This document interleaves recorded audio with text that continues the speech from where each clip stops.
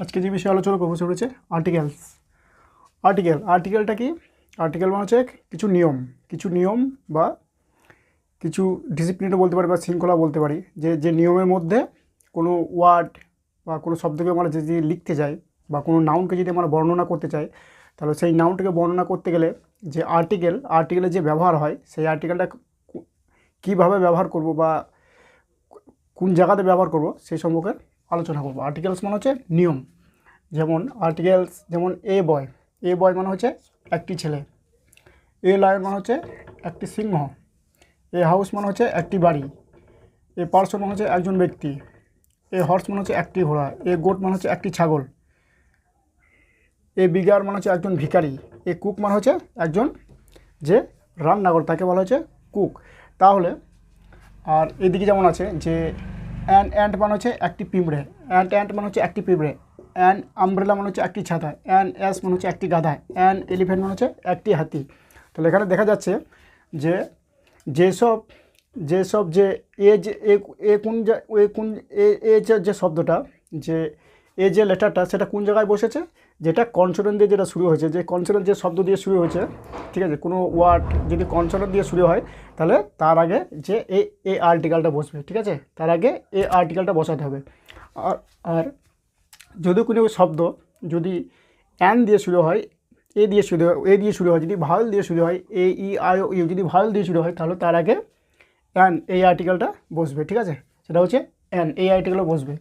তাহলে আমরা কী শিখলাম, যদি কোনো নাউনের আগে যদি এ দিয়ে শুরু হয় তাহলে তার আগে অ্যান বসে, আর যদি কোনো নাউন যদি কনসোনেন্ট দিয়ে শুরু হয় তাহলে তার আগে এ বসে।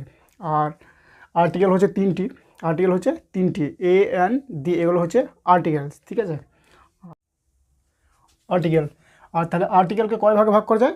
আর্টিকেলকে দুই ভাগে ভাগ করা যায়। আর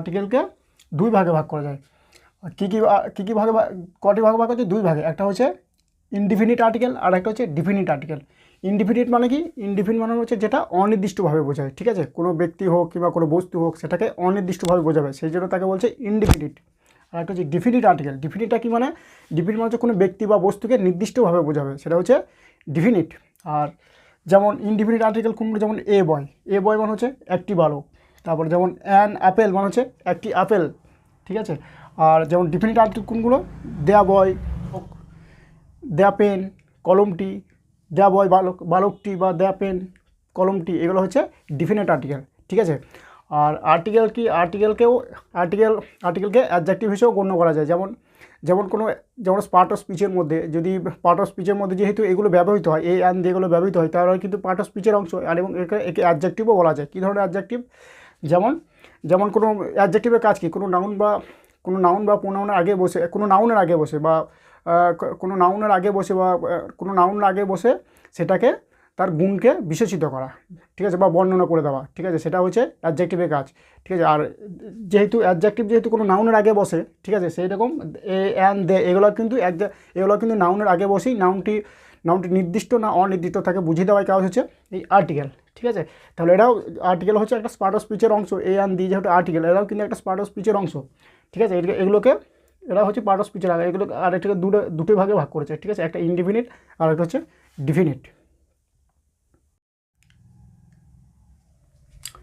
আর্টিকেলকে দুভাগে ভাগ করা হয়েছে।